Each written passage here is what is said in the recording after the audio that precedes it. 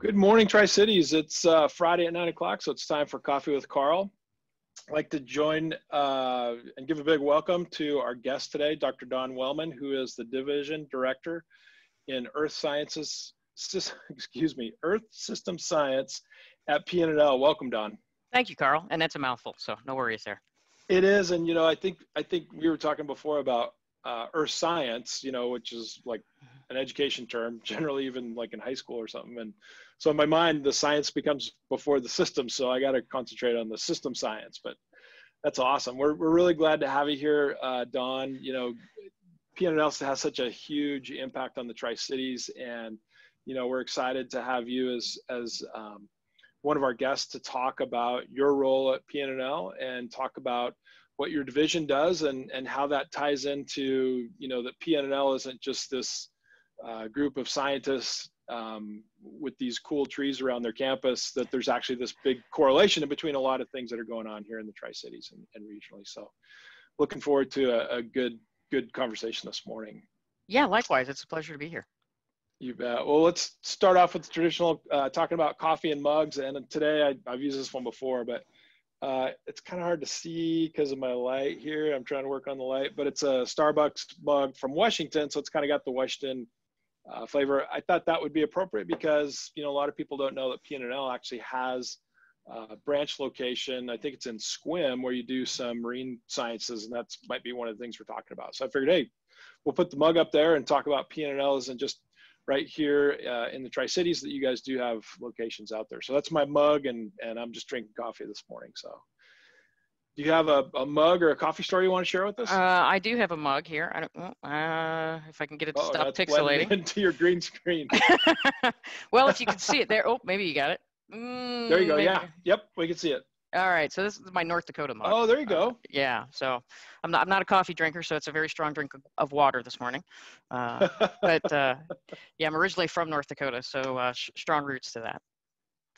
That's awesome. And you were talking about that before, but was your family like in agriculture or had a farming aspect, or what did your parents do, or what was your connection to North Dakota? Yeah, surprisingly, no. My parents were actually from Missouri, but my dad really liked the outdoors and really liked hunting and everything, and he was a dentist. And so for whatever reason, he and mom decided to move to North Dakota, and he was a dentist up in the middle of nowhere.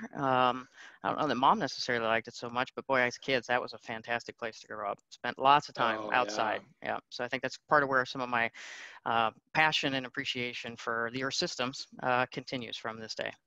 Spent a lot of time outdoors. Was your dad Absolutely. I would assume like a pheasant hunter? Was he a big bird hunter? Yeah, pheasant, geese, goose, ducks, yeah, you name it. It would be hanging around at some point.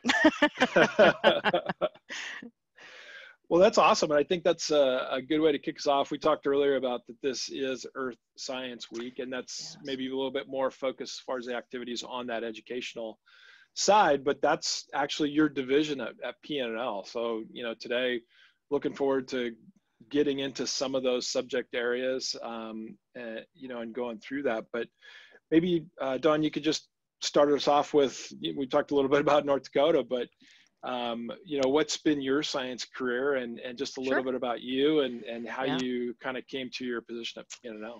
Yeah, absolutely. So, coming from North Dakota, had a strong passion for the environment, and by training, I'm a chemist. I chose chemistry for a very interesting reason. When I was in high school, it was the one subject that wasn't easy for me, so it was a challenge. So that says a lot about me. I'm motivated by challenge. And so I've got a PhD in chemistry, but I focused it all on chemistry of the environment. So as a scientist, I did a lot of work on environmental remediation. I started here in 1999 studying a lot of the processes at the Hanford site, controlling the contamination and trying to understand it to be able to develop solutions and mitigate the risks that the contamination poses to the environment around us. So started as a graduate student in '99 at the laboratory in association with Washington State, go Cougs, and was a scientist for about 10 years, and then I went on assignment to DC for a year, which was a really unique opportunity. It was still with the Office of Environmental Management, so it still had that environmental aspect to it. And then I came back to the laboratory as a program manager over the work that the laboratory does supporting the Hanford site and cleanup. And then I moved into, at PNNL, we have what we call sector managers, which is kind of manager for a particular business area. And not surprisingly, it was the business area of environmental remediation. Notice the theme here. And then most recently, last October, a year ago this month, I moved over to the Earth System Science Division as the division director, which was really nice because that was actually the division that I was hired into as a student and a scientist 20 years prior. So it's fun to be back in that division and leading them into some new opportunities in the work that we do. So. Oh, that's awesome. Well, congratulations on your 1-year anniversary of your current role. That's awesome. Oh, thank you. Yeah, it's been a good year. So let's, first of all, for our folks that are joining us, I wanted to remind everybody that if you have a question for Dawn, you can use the question and answer feature at the bottom of the screen. If you're on Facebook Live, you can ask a question in comments, and then we'll get into those questions. So I think we should have some good questions coming from the audience today. But let's start off on your subject area, the related to groundwater and soil remediation. I think that was, I went through your bio this morning and wrote down a few things, but you kind of started off in that area. So again, I'm new here. So I've been in Tri-Cities about 8 months, and I'm learning a lot about, you know, the Hanford site and its history and some of the cleanup efforts. But one fact that stands out for me is that there's been a lot of focus, let's say in the last 10 or so years, on groundwater remediation to, you know, make sure that some of these plumes that maybe in the past were, you know, getting a little bit closer to the Columbia River now have been actually remediated and moved. But could you tell us a little bit about that and kind of give us an overview of maybe what your role was within that science side that led to, you know, the actual remediation, Don? Yeah, absolutely. So the Hanford site is one of the most complex environmental cleanup sites, not probably just in the nation, but probably in the world. I think everybody appreciates the fact that, you know, the history goes back to the Manhattan Project, and the processes, they didn't exist at the time. I mean, they were literally inventing the science as they were trying to build the bomb. And so there was a lot of uncertainty. And in the process of doing that, there was a lot of different trials and errors and improvements that came through that. And because of that, we ended up with, you know, we started out where we were having a little bit of product and a lot of waste. And over time, we continued to refine that to having more product and a little bit of waste. But the different processes that Hanford went through really led to a lot of the complexity that we face today. And I'll say that the Hanford site has made just tremendous progress in cleaning up the legacy of that site. Obviously, there's still challenges in front of us, but if you look at where it was and where it is today, it's incredible the amount of cleanup that has been done on that site. But the soil and groundwater, there is still contamination, and it's really, as a scientist, it's really interesting. It's really unique. The complexity of it is different than anywhere else you'd ever see. Not just because of the chemistry of the waste and the fact that it was the most complex waste streams. In some areas there, or in some aspects, there were up to 70 different contaminants that were co-disposed. And so you can imagine how hard it is to deal with just one thing. But then when you get these mixes, because every contaminant interacts with the environment differently, and then when you start to mix them, then they affect how each other are actually the chemistry of them. And so as a scientist, it's been really interesting because we have chemistry that classic chemistry, classic thermodynamics would never predict. And it's really a lot of it as a result of the waste history. And that's, as a scientist, what makes it so fascinating to understand this problem and try to say, well, okay, first we have to understand it, and then we say, well, what do we do with that? So as a scientist, I focused on looking at uranium and specifically the 300 area, just north of the city of Richland. So everybody's probably pretty familiar with that. And that is a site that the laboratory and the department have studied for literally decades to try to understand. And it's one of those things that, you know, you do a certain amount of science and you think you understand what is controlling uranium in that particular environment. And so you make decisions and you go do things. And then as you do those things, you continue to learn more. And we've continued to learn more. And we've come to find out that we were talking prior to going live about the fact that this area has a huge legacy impact from the glacial floods.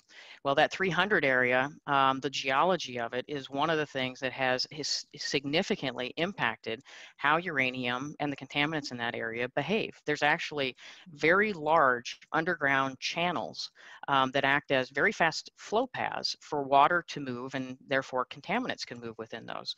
And so it was really difficult to be able to identify those. And so between different geologic features like that, as well as that really complex waste chemistry, we ended up with a really interesting situation in terms of how uranium was distributed within that area. It actually is, think of it as a bathtub ring, where it's really, really distributed. It's not a whole lot in any one place, but it makes it really difficult to say, okay, well, how do we deal with this? Because it's 50, 60 feet below ground surface. And so I contributed, as did many, many, many, many scientists working with me and before me, to try to understand this entire picture. It's literally something that we've been studying for probably 30 or 40 years at this point.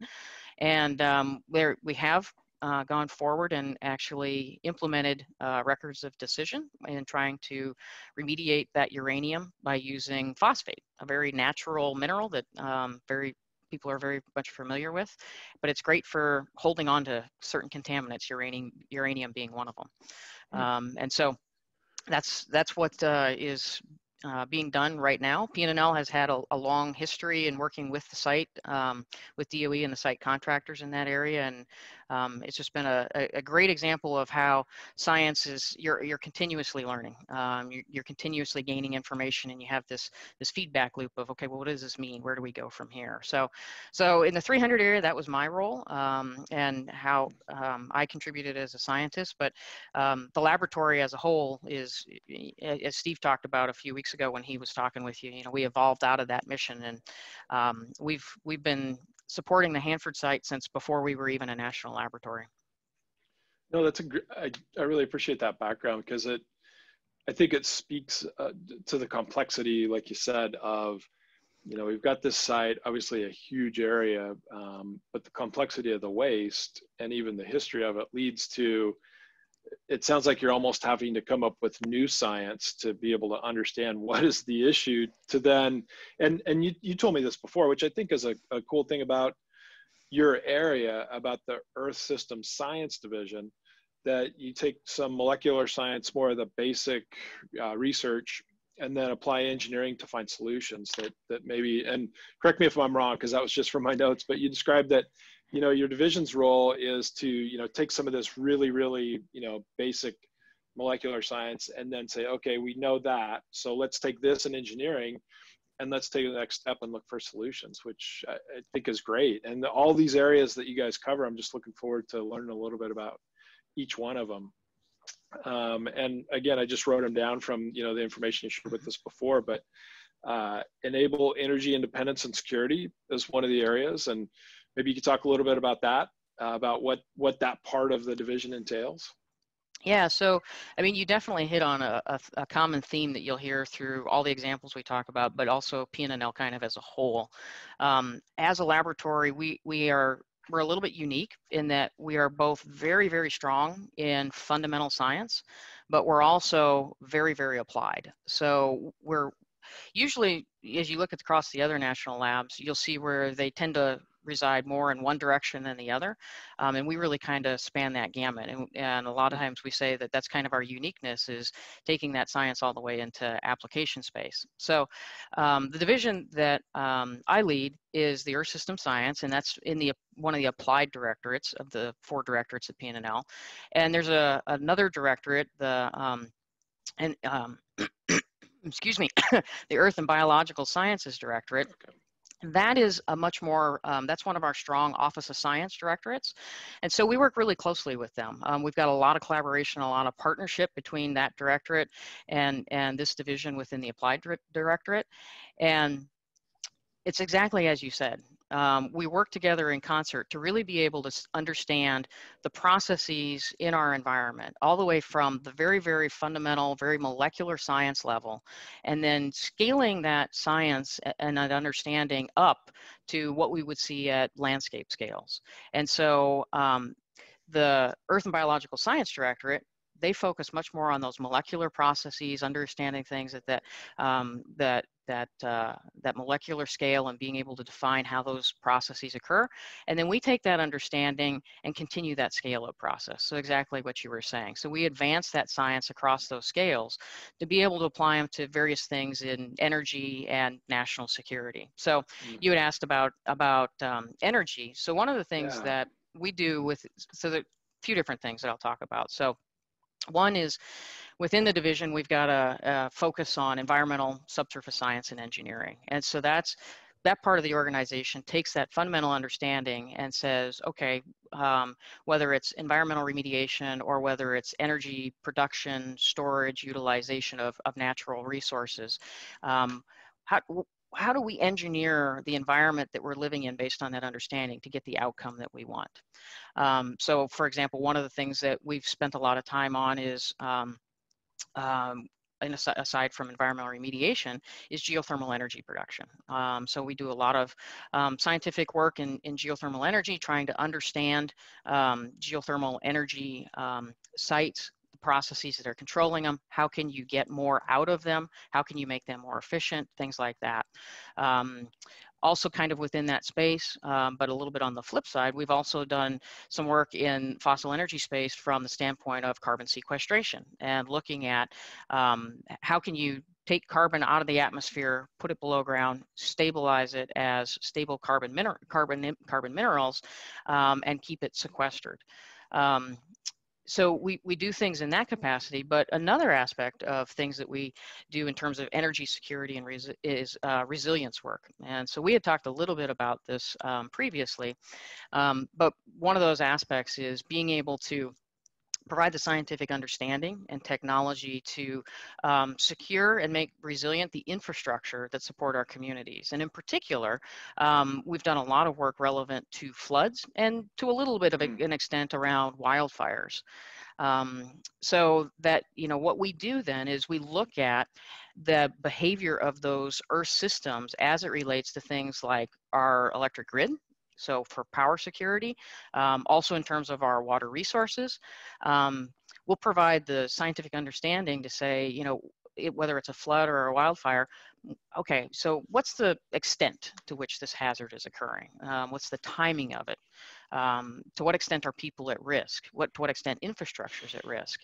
And then we'll feed that information during events to stakeholders and decision makers.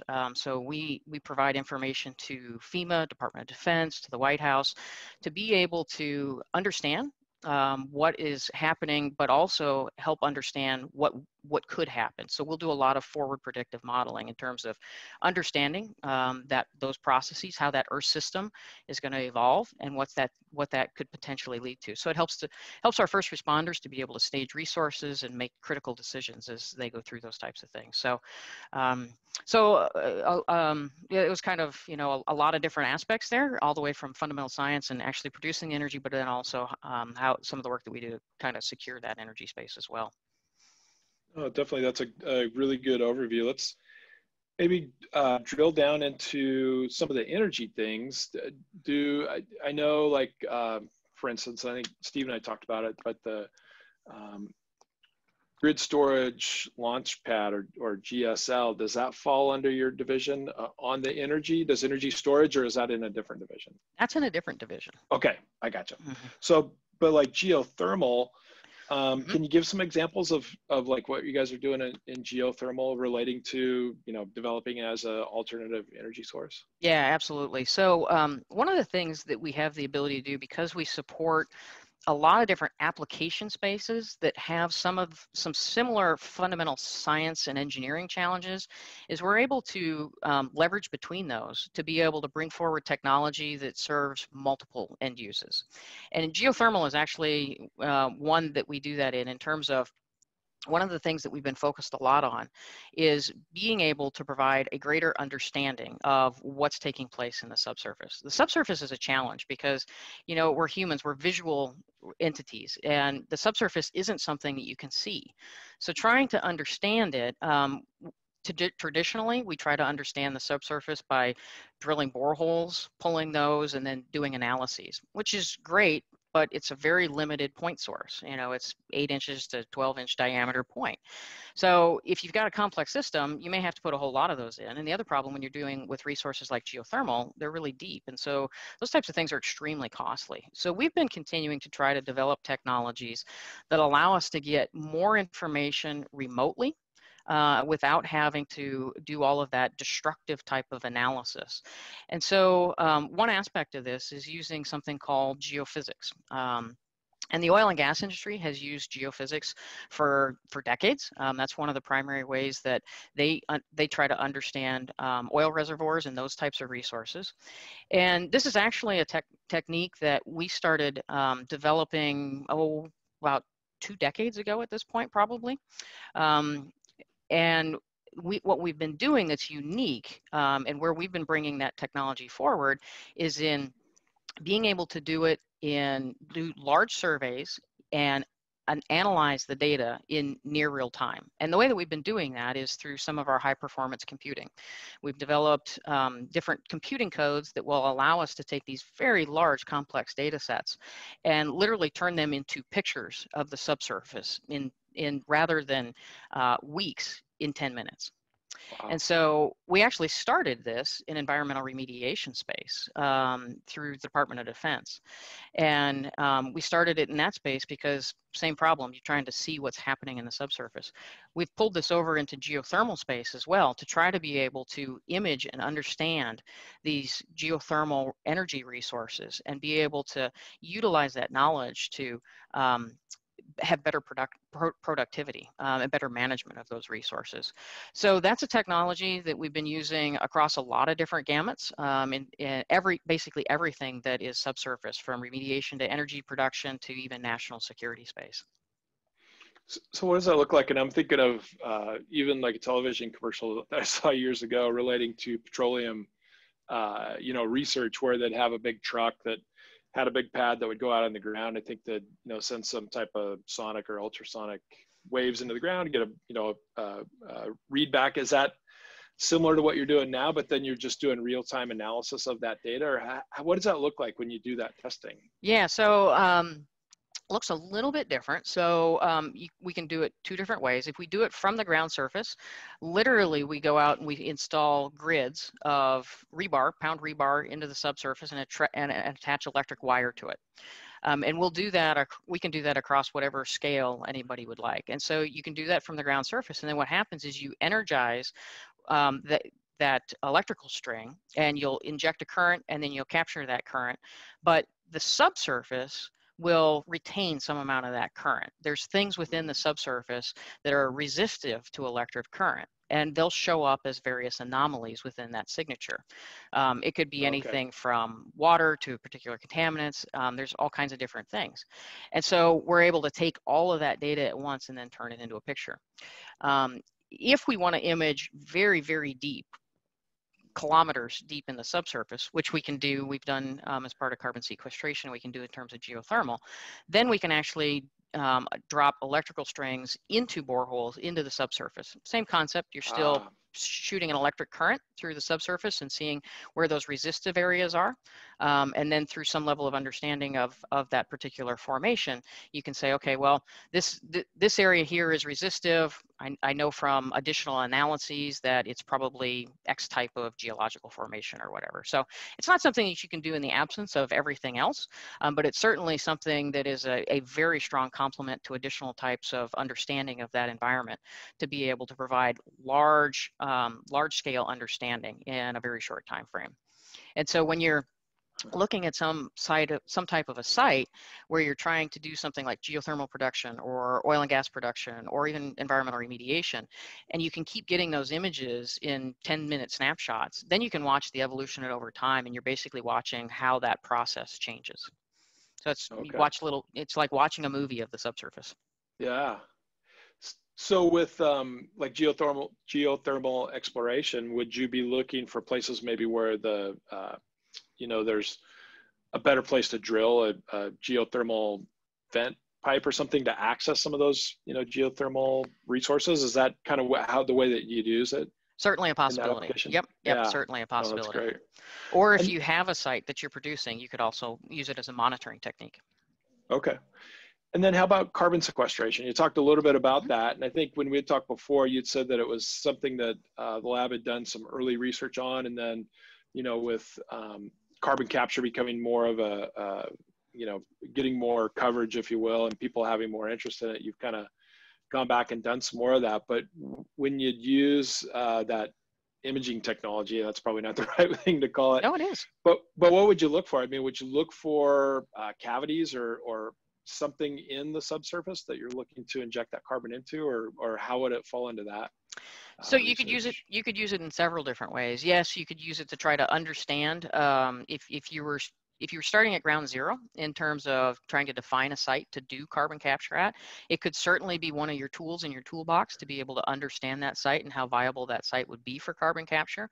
But also you could use it while you're doing carbon capture, because we've been able to advance it from and are continuing to advance it to not only looking at physical aspects, but also being able to tie the responses that we get to some of the chemical processes that take place. So you could use it as a way to be able to understand as you're injecting carbon into that site, and you can monitor and you could look for the change in the physical attributes of that site. So are you changing the porosity of that site? You'd be able to see signatures like that. Hopefully in the future, we'll actually be able to also, using geophysics coupled with geochemistry, be able to understand more about exactly what types of minerals are forming using geophysics, rather than having to go in and just do destructive analyses. That'd be far easier, but that's a goal we're working towards. But right now, you can absolutely use it to say, okay, how is it being sequestered? Where is the porosity changing? In what regions is this being captured? Oh, that's great. Maybe shift just a little bit about what you talked about before, but some of this predictive science as it applies to extreme events in environmental systems, and then what comes out of it. And you talked a little bit about floods and wildfires, but can you talk a little bit more about that, Dawn, about how does the science relate to, and then maybe what are some emerging things? I mean, obviously everybody knows this has been a really bad fire season for California. We even had the smoke up here, and then the connection into climate change and those things. But can you give us kind of an overview of what you guys do in that area and how that science works? Yeah, absolutely. So this is an area where the strength of the National Lab really comes into play in terms of being able to bring together lots of different sciences together to be able to provide something that's sum is greater than the parts. So in this particular case, when we're looking at natural disasters and the extent of them, we'll use a lot of different tools. We will use satellite imagery and geospatial science. We'll use our understanding of those natural systems and the models that we have in understanding those. So say modeling the hydrology of a particular system if we're looking at flooding.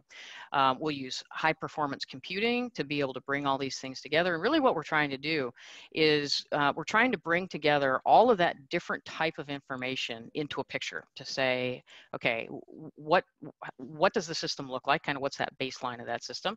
And then continue to be able to both predict how that system can change based on what the extreme event is that is occurring. But also then we do a lot of observational correlation. We use a lot of different types of that same imagery, satellite and drone imagery, to be able to calibrate our models and say, okay, is reality matching up with our predictive simulation in terms of how is that system going to change? So we'll do both ends. We'll do both the predictive end in terms of if a flood is going to occur, what do we expect that flood pattern to be? How bad do we expect it to be? What's the timing of it that we expect? But then we'll couple it with that observational imagery and be able to say, okay, how are these two different things lining up? And then we'll look at the information that we get from those and provide the operational intelligence to decision makers so that they can stage resources in appropriate areas. They can close down different portions of a city if they need to, all in advance of those, in that particular example, of those flood swells coming. You mentioned wildfire, and so we're doing less in wildfire at the moment, but it's a growing area of interest, certainly on the West Coast. But a lot of the same types of tools, using a lot of satellite and drone imagery to conduct damage assessments and situational awareness, but also actually on the opposite side as well. So that satellite imagery and being able to do analyses of many different satellite images over a period of time allows us to be able to get measures of prior to a fire of, say, how much biomass is growing in a particular forest area. What's the vegetation load? You can get assessment of what's the moisture content. And so those types of analyses can give a little bit of a look ahead to say where there may be emerging risks for potential wildfire. And so we're looking at both ends of that spectrum. So a lot of satellite imagery analysis in all of these examples. But the wildfire imagery and analyses have become particularly an area of interest relevant to energy security and protecting the grid. As we've seen over the course of this year with the active wildfires in the western part of the country, California's had rolling blackouts because of the wildfires, and so looking at where are these wildfires emerging and how can we take preventative measures to try to be able to stabilize, for example, grid operations and provide that emergency support. Well, that's great. That's before coming down here, I went to kind of a 2-day session up with the investor-owned utility in further eastern Washington, and that was one of the areas that they highlighted, because they owned a lot of their kind of intermediary transmission lines, and so they were spending a lot of work on both going to a different type of pole that was more fire resistant, and then really big vegetation management in their right of way for that reason, because same thing, either causing a fire, like in California, some of the stories that we hear about, or even a fire goes through there and it takes out that main transmission line, and it's a really big area for a lot of utilities across the country, I'm sure. So that's, I mean, in that example, how does say a PUD or a private utility company interface with the science that comes out of your area, in that specific area? Would there be like a research grant that comes out of one of your funding institutes that then PNNL gets, and you do the research and then it's applied to private companies? Or are there different ways that there's that interface in between private companies or public companies and some of the results of your research? Yeah, absolutely. So, I mean, we're a DOE laboratory, federally funded research and development center. Contrary to popular belief, that doesn't mean that we get large chunks of money just handed to us to go do whatever. It's all competitively awarded. So a lot of the work that we do is for DOE, but we're a really large, diverse laboratory. So we also do work for a lot of different agencies: Department of Defense, Homeland Security, NNSA, the list goes on and on. But in addition to the government work that we do, we also do work for industry. We actually have significant industry partners and work that we do in that space. So it really kind of depends in terms of whether or not we would get money straight from an industry partner. In some cases, they will have funding. It may be federal funding, it may be their own funding that they want to subcontract to us because of our unique capabilities for something that they need support on. In some cases, it may be that it's a partnership. So a lot of times when we're competing for funding through the department, there will be a requirement for us to have some sort of a partnership with industry. And so through that mechanism, DOE is already bringing us together, or the other national labs together, with private industry to try to help facilitate those types of relationships. So there's actually a lot of different ways that could take place. Great. So kind of along that same line, I think one of the things we talked about before was some research that your division's done in the past relating to fish passage, and again, kind of this interface in between natural systems, you know, and then looking at some of the science. So can you kind of give us an overview of what you guys have done in fish passage? Obviously, that's an issue for us. We love, and your even earlier point about the, you know, all of our connection with the environmental sciences and just the environment that we live in. Fish are a big part of that. So. Yeah, can you talk a little bit about that, Don? Yeah. Absolutely. Yeah, that's been another long-standing area for us. You know, obviously hydropower is hugely important, particularly to the Pacific Northwest. We've got 80% energy production from hydropower in this area. But the challenge is that in order to design and operate hydroelectric facilities, you have to know what that ecological impact is going to be. And obviously, you know, fish, there's a lot of different potential risks that they could face as they come across a dam. So we've done a lot of work in this area for decades, and it's everything from just trying to understand how the different forces that the fish could be exposed to as they pass through a dam can impact them, to coming up with things like sensor fish. And so let me talk a little bit more about these. So as fish go through a dam, there's a lot of different forces I mentioned. You know, there's rapid decompression that they can go through. There's shear force simply from the force of the water. They can certainly collide with a lot of things, and all those different types of stresses can cause greater or lesser extent to fish. In some cases, it's just injury. In some cases, it can cause mortality. And some of it's actually dependent on the species. Some species are more susceptible to injuries than others. And so we've done a tremendous amount of work in trying to understand all of these different aspects of just how do these different forces that the fish are exposed to injure them? What's the mortality of them? What does it do to the fish? That understanding provides the data that we need to be able to help populate some of the aspects of the biology of the models that we develop, to be able to say, okay, if we need more data than just that, but we need that biological aspect to be able to predict if we're looking at trying to design hydropower systems that are less detrimental to fish. We don't want to just keep subjecting the fish to this, so we could create these models that allow us to do these predictions. So that feeds into those models. And so we've done a lot of that type of work in terms of that, and that has really fed forward into being able to inform the development of hydropower systems that have lower impacts to fish. So that's one thing that we've done in that space. Another thing that we've done, and I think this might have been something that Stephen mentioned previously, is we've also done a lot in terms of the development of sensor fish. And so we'll actually use sensor fish. We'll put them in upstream of a dam, a hydropower facility, and then we'll be able to collect the data on sensor fish as they come through the facilities to be able to understand what happens to them as they go through there. So it's another line of evidence that we're able to incorporate into our models and be able to understand what happens to those fish as they go through there. So a lot of the work that we've done around the hydropower work has been around trying to improve the safety of fish passage, that's a tough one, to through those hydropower systems. Well, that's great. So just out of curiosity, what does a fish sensor look like? Like, is it, you know, a free swimming robot fish, or is it like on a cable, or what does that look like? Yeah, it's a little free swimming robot fish. Yeah. Okay. Wow. Yeah. They just go through. The other thing that we also have done is we've also developed very small tags, fish tags. They're about the size of a grain of rice.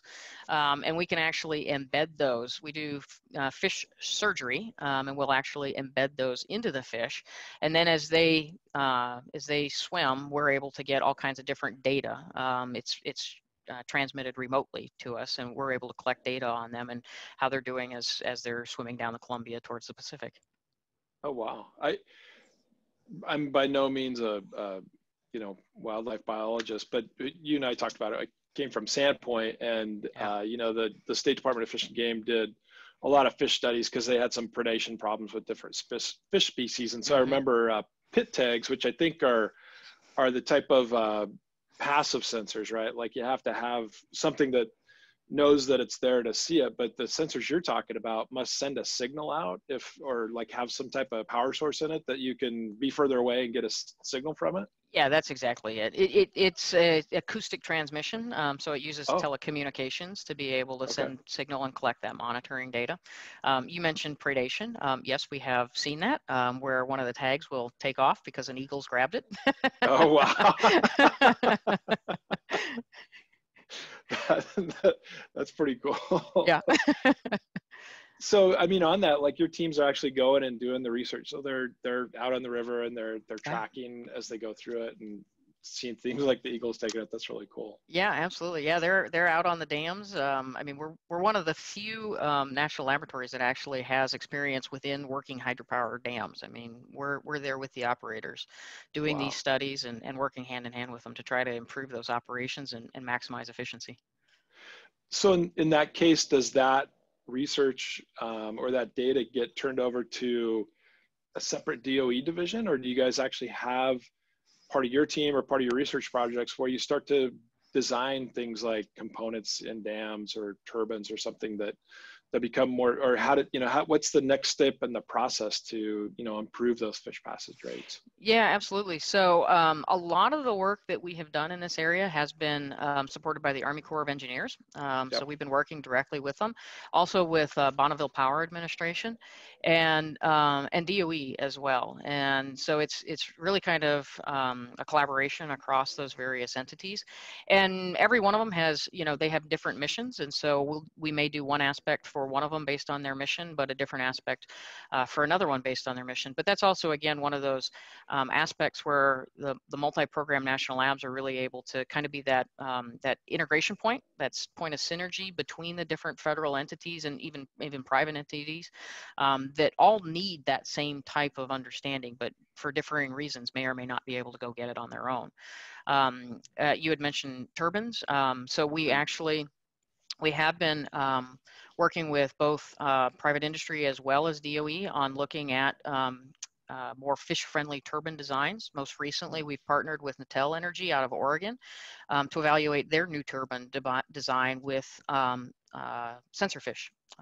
So we've been working with them. So that's just an example of where, yeah, we've been able to work with a lot of different entities to get the information to whoever the end users are. For the most part, the work that we do is all publicly available. You bet.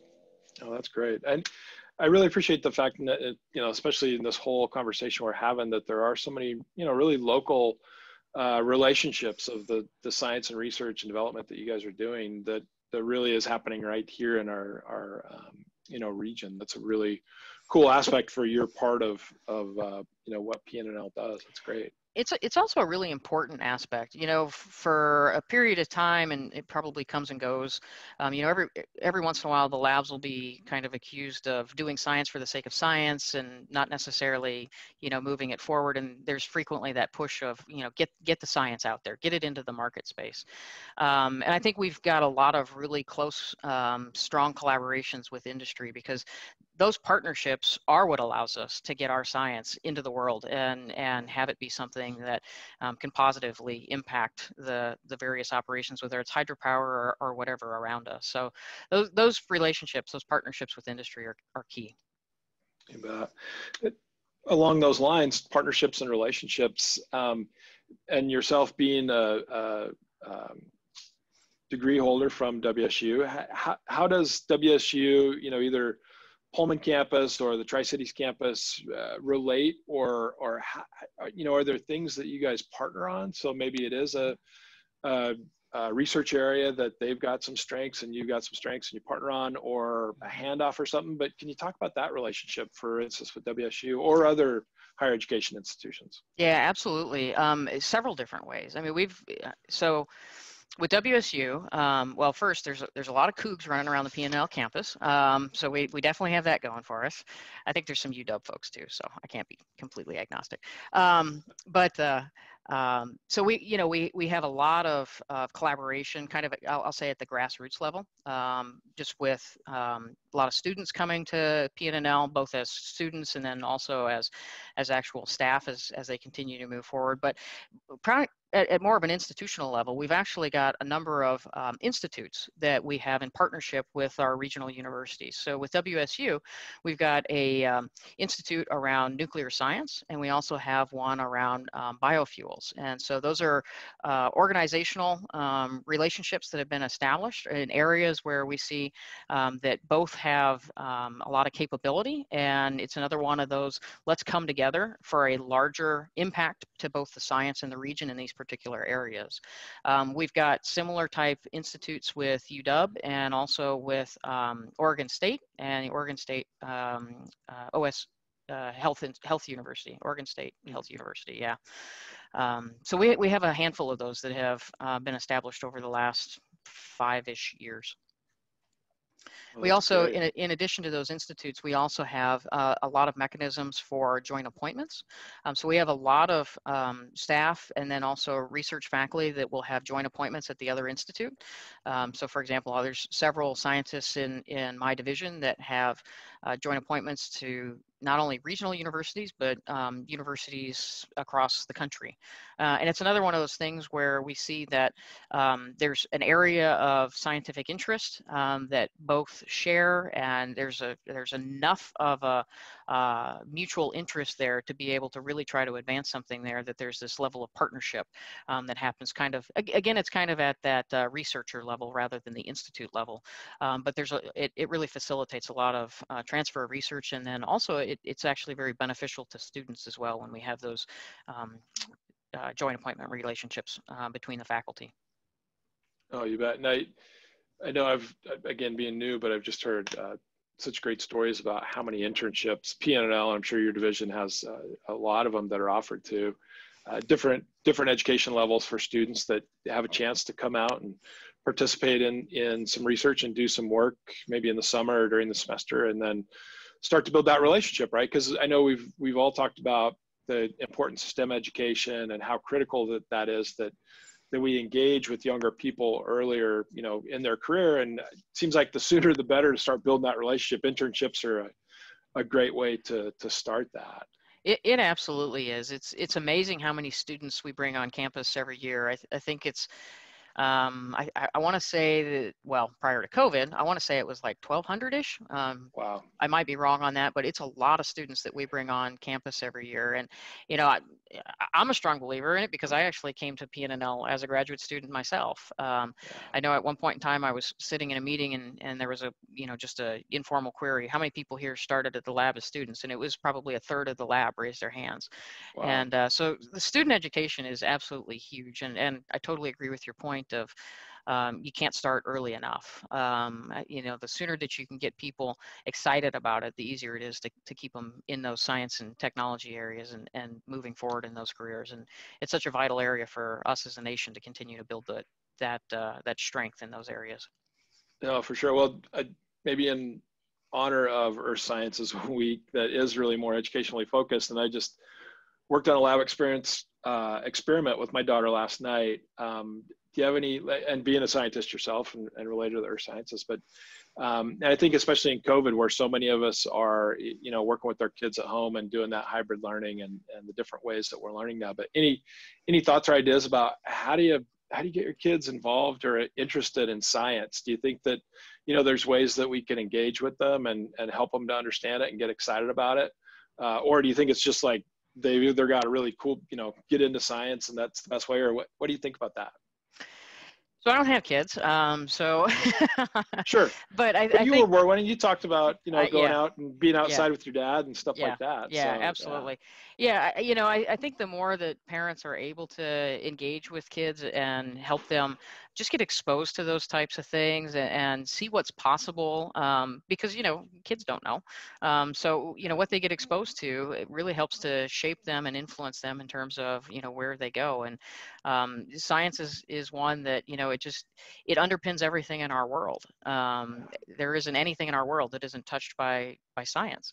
And I think the more that those conversations can take place and participating in, like you said, you were helping with a science experiment, I think that's fantastic, because it gives you time with your kids, and it also, helps to reinforce the importance of those types of activities and the importance of those activities in what we're doing and in our lives. So I think that engagement is huge. Yeah. Oh, that's great. Thank you.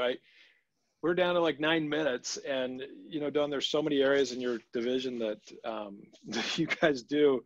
I've been trying to keep track of my notes, but is there anything that we haven't talked about yet that falls into your division that you wanted to highlight while we're together today? Well, so that is a blessing and a curse of this division. It's really, really broad, but it also lends to a lot of fun, because it is so broad. I think the only thing that I'm sure there's more than just one, but I think one area that we probably haven't touched on, and I won't say a lot about it, but I'll just mention it, is actually the work that we do in terms of decision science and analytics. Really, we do a lot of work in terms of developing visualization and data science tools that allow us to take all of this data that we generate through all of these experiments and turn it into tangible understanding that decision makers can use to be able to make decisions in real times.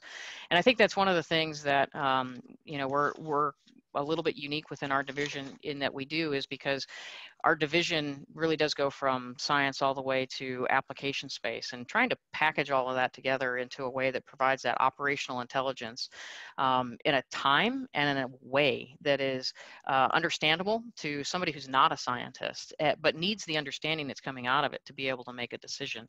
I just mentioned that that's one other aspect of what we do, and we touched on that a little bit, but I'll just mention that again. That's a good point, because we were just in a conversation the other day about COVID, and about decision makers. A lot of the decisions locally kind of come from Olympia.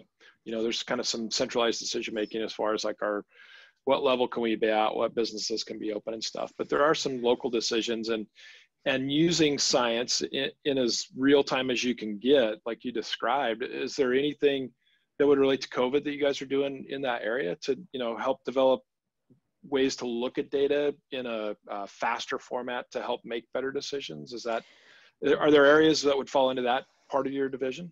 So the lab as a whole that's not one area that my division specifically is working in.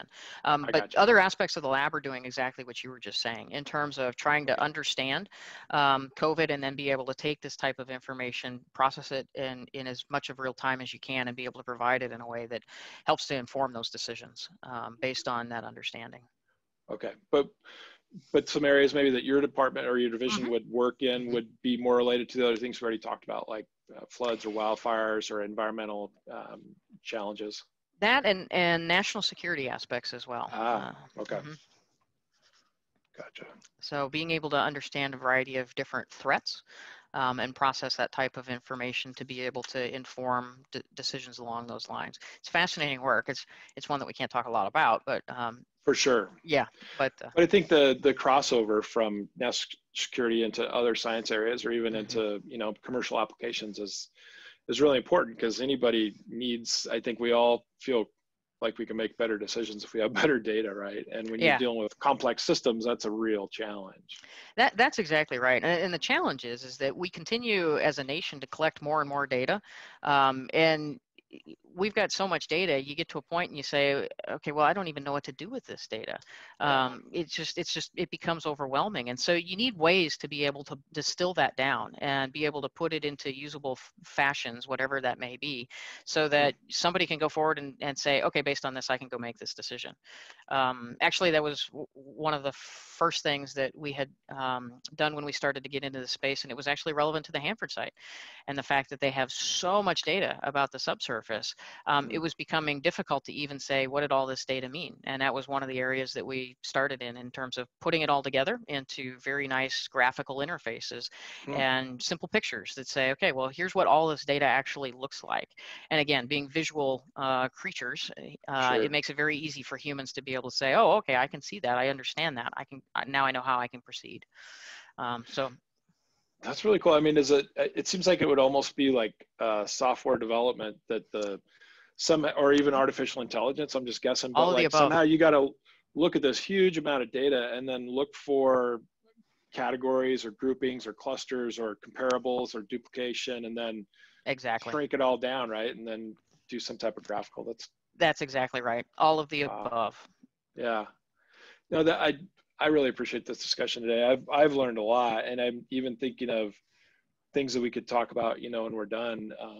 Just again, some regional examples, but last week we had a discussion amongst all the kind of the water users, from irrigators, irrigation districts, municipal water systems, and just trying to take a look at regionally how we're doing on water. Like generally we're doing pretty well, but Tri-Cities, for example, is growing so fast. We just want to make sure that water doesn't become an issue as we continue to grow. And I know there's probably a lot of data out there, to your point, maybe from USGS, about hydrological surveys and how does this, water get applied over here in irrigation, and then it recharges the aquifer, and then it comes out over here. But, it seems like there's a science aspect and a visual aspect that would just help inform our discussion as a group to say, like, where should we be worried about, water? And what you're just describing would be a really cool aspect to understand that. Well, we absolutely do that kind of work. So we have those large-scale system models of various water resources that we look at all of those different trade-offs, agriculture, just potable use, all of those different trade-offs that come into play. And then, what is that socioeconomic balance that you need to be able to manage water resources? That's absolutely an aspect of work we do. And another great example of where those Earth system models meet that human interface to be able to provide that type of understanding and data. So we could share some data. That'd be awesome. Yeah, no, and again, that's a great resource. And I think we're really kind of getting close here. We got 3 minutes, but this has been a really good discussion, Don. I appreciate that. And I think I appreciate the way that you're explaining pretty complex things that I know are way above my head, and kind of put them in terms that are really understandable. I think it's probably a part of your role, and a part of the role of many folks at PNNL, is to try to describe that interface, because science is something that scientists like yourself obviously has a lot of understanding on, but maybe the general public, how do we bridge that interface? And I think you've done a really good job. It's helped me understand a lot of stuff today. Well, thank you. I always try to do that. I'm glad to have some feedback that it wasn't too jargonish. No, it was awesome. I think, is there anything that we've missed out, or that you want to talk about, or just even make a closing statement before we wrap up here? No, I'd just like to say, thanks again for this opportunity. It was fun doing this on Earth Science Week. Yes, that's geared more to the educators, but still a little bit significant. So it's great to be able to talk about the division and the work that we're doing. It's one that, has its roots all the way back to the beginning of PNNL. It's definitely a part of our DNA, Earth systems, and being able to understand the world around us and how we intersect with it. So I really appreciate it. Well, thanks for joining us this morning.